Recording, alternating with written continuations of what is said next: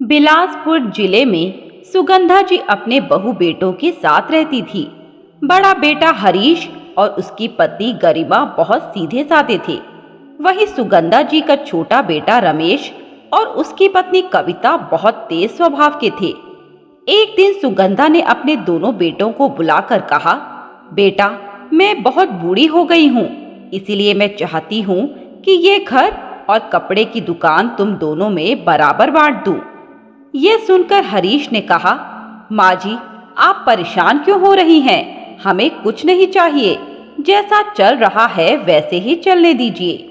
इसी बीच कविता बोल पड़ी, माँ जी, ये घर और दुकान दोनों गिरवी पड़े थे। मेरे पति ने मेहनत करके सारा कर्ज चुकाया, इसीलिए ये मकान और दुकान हमारी है, इसमें किसी का हिस्सा नहीं है। हम तुम्हें इस मकान में रहने दे रहे हैं, ये काफी है।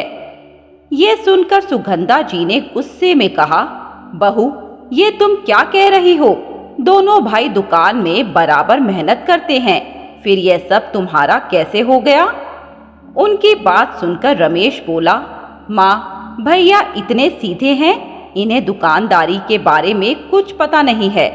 अगर मैं दुकान नहीं संभालता तो ये तो अब तक पूरी दुकान लुटा चुके होते। इसीलिए कविता जो कह रही है वही सही है। आप सबको यहाँ रहना है तो रहो, नहीं तो आपकी मर्जी। ये सुनकर सुगंधा जी रोने लगी। तब गरिमा ने कहा, माँ जी, आप क्यों रो रही हैं? जो हमारी किस्मत में है वही सही। आप इन्हें सब दे दीजिए और हमारे साथ चलिए। सुगंधा जी और हरीश ने गरिमा की बात मान ली। तब सुगंधा जी ने कहा, ठीक है, मैं अपना सब कुछ छोड़ देती हूँ, लेकिन अपने गणपति जी को इस घर में नहीं छोड़ सकती। मैं दिन रात उनकी पूजा करती हूँ।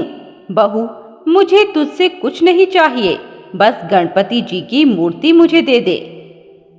तब कविता ने कहा, हाँ माँ जी, आप ले जाइए अपने गणपति जी को।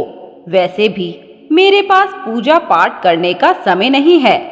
गणपति जी की मूर्ति लेकर तीनों घर छोड़कर चल दिए। हरीश बहुत परेशान था। वह सोच रहा था कि अपनी माँ और पत्नी को कहाँ लेकर जाऊं। इसी सोच विचार में वे तीनों चलते चलते एक पेड़ के नीचे जाकर बैठ गए। हरीश बहुत परेशान था। उसे परेशान देखकर गरिमा ने उससे कहा, आप क्यों परेशान हो रहे हैं? सब ठीक हो जाएगा। लेकिन जब विघ्नहर्ता साथ हो तो विघ्न कैसे रह सकता है? कुछ समय बाद गांव के मुखिया वहां आए और उन्होंने पूछा, आप लोग कौन हैं? हमने आपको पहले इस गांव में नहीं देखा। हरीश ने उन्हें सारी बात बता दी। मुखिया ने सुगंधा जी के हाथ में गणेश जी की मूर्ति देखी और वह सारी बात समझ गए। उन्होंने हरीश से कहा, आप इस गांव में रह सकते हैं। मेरे खेतों के पास छोटी सी झोपड़ी है, वहां आप रह लीजिए। वहीं गणपति जी को भी स्थापित कर लीजिए। साथ ही दिन में मेरे खेतों में काम करना और रात को उनकी रखवाली कर लेना, जिसके बदले मैं तुम्हें मजदूरी दे दूंगा। उससे तुम्हारा गुजर बसर भी हो जाएगा। ये सुनकर सुगंधा जी ने कहा, मुझे अपने गणपति जी पर विश्वास था और उन्होंने एक ही पल में सारी विघ्न हर ली। तीनों उस झोपड़ी में रहने लगे और हरीश मुखिया के खेतों पर काम करने लगा। एक दिन सुगंधा जी पूजा कर रही थी, तभी वह रोने लगी। उन्होंने रोते रोते गणेश जी से कहा, प्रभु, हम कितने सुख में रहते थे और आज मेरे बेटे बहू के सीधेपन के कारण हमारी ये दुर्दशा हो गई। क्या इस संसार में सीधे साधे को ऐसे ही कष्ट भोगने पड़ते हैं? तभी सुगंधा जी ने एक आवाज सुनी। वह झोपड़ी से बाहर आई तो उन्होंने देखा बाहर एक औरत अपने सुंदर से बच्चे के साथ खड़ी थी। पूछने पर उस औरत ने बताया, माँ जी, ये मेरा बेटा है, बड़ा जिद्दी है, इसे खीर बहुत पसंद है। मैं खीर बनाकर देती हूँ, लेकिन आज ये जिद कर रहा है कि इसे दादी माँ के हाथ की खीर खानी है। मेरी तो सास है नहीं, आप इसके लिए खीर बना सकती हैं? सुगंधा जी ने कहा, हाँ हाँ क्यों नहीं, मैं इसके लिए अभी खीर बना देती हूँ। ये सुनकर वह नन्हा सा बालक बोला, नहीं दादी, मुझे बुधवार के दिन खीर खानी है। आप खीर बनाकर रखना, मैं खीर खाने आ जाऊंगा। लेकिन जब तक मैं खीर ना खाऊं, आप भी कुछ मत खाना।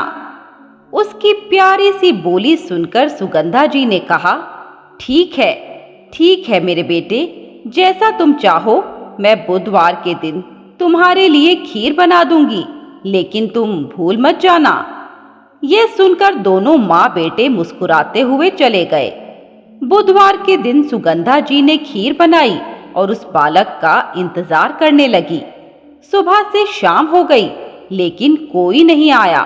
शाम को गरिमा ने कहा, माँ जी, लगता है वह बालक भूल गया, आप खाना खा लीजिए, वह अब नहीं आएगा। ये सुनकर सुगंधा जी ने कहा, ठीक है बहू, खाना लगा दे, आज तो पूरे दिन का उपवास हो गया। सुगंधा जी ने गणपति जी को खीर का भोग लगाया और भोजन करने बैठी। तभी वह बालक आ गया और उसने कहा, दादी, मैंने कहा था पहले मुझे खिलाना, आप तो खुद खाने बैठ गई। ये सुनकर सुगंधा जी हंसने लगी और खीर उस बालक को दे दी। बालक ने खीर खाई और उसने कहा, वाह दादी, यह खीर तो माँ की खीर से भी ज्यादा स्वादिष्ट है। अब तो मैं अगले बुधवार को भी आऊंगा। सुगंधा जी ने कहा, बेटा आ जाना, मैं तेरा इंतजार करूंगी। अब वह बालक हर बुधवार को शाम को आता। सुगंधा जी उपवास करती और उस बालक को खीर खिला उपवास पूरा करती। एक दिन उस बालक ने कहा, दादी, इस बुधवार मैं अपने माता पिता के साथ आऊंगा, आप ज्यादा खीर बना लेना। मेरे माता पिता बहुत सारी खीर खाते हैं, उनके लिए बड़े बर्तन में खीर बनाकर रखना। यह कहकर वह चला गया। सुगंधा जी ने हरीश को सारी बात बताई।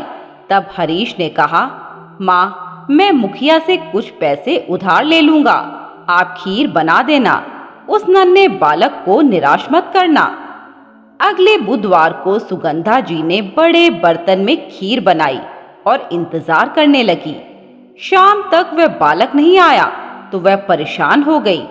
शाम को उन्होंने गणपति जी का भोग लगाया और रात तक बालक का इंतजार करती रही। रात को वह बिना उपवास खोले सो गई।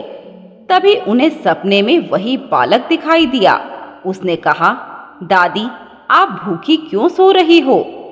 सुगंधा जी ने कहा, बेटा, मैं तुम्हारा इंतजार कर रही थी।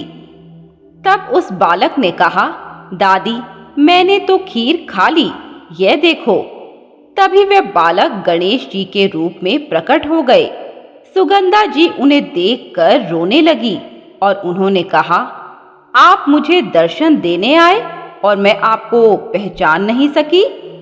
तब गणेश जी ने कहा, आपने इतनी गरीबी में पैसे उधार लेकर मेरे लिए खीर बनाई, आपकी भक्ति का फल आपको अवश्य मिलेगा। ये कहकर गणेश जी मुस्कुराने लगे। कुछ देर बाद सुगंधा जी की आंख खुली तो सवेरा हो चुका था। उन्होंने जाकर खीर का बर्तन खोला तो उसमें सोने, चांदी, हीरे और सोने के सिक्के भरे हुए थे। हरीश और गरिमा भी यह देखकर हैरान रह गए। सुगंधा जी ने उन्हें सारी बात बताई। इसके बाद हरीश ने गांव में जमीन खरीद ली और अपने खेतों पर काम शुरू किया। साथ ही बड़ा सा मकान भी बनाया। एक दिन रमेश और कविता सुगंधा जी के घर आए और रोने लगे। कविता ने कहा, माँ जी, हमें माफ कर दीजिए, गणपति जी का अनादर करने के कारण हम बर्बाद हो गए। दुकान में चोरी हो गई, घर को हमने गिरवी रख दिया जिससे कुछ कारोबार कर सकें, लेकिन कुछ न हो सका। सुगंधा जी ने उन्हें मना कर दिया, लेकिन हरीश और गरिमा ने उन्हें अपने घर में रख लिया। हरीश ने अपना पुराना घर भी वापस ले लिया। इसी तरह सभी हंसी खुशी एक साथ रहने लगे। हे गणपति जी, इसी तरह अपने भक्तों के विघ्न हरते रहना। मित्रों, आपको ये कहानी कैसी लगी हमें कमेंट बॉक्स में बताएं। साथ ही ऐसी नई नई कहानियों के लिए हमारे चैनल वैदिक मंथन को सब्सक्राइब करें।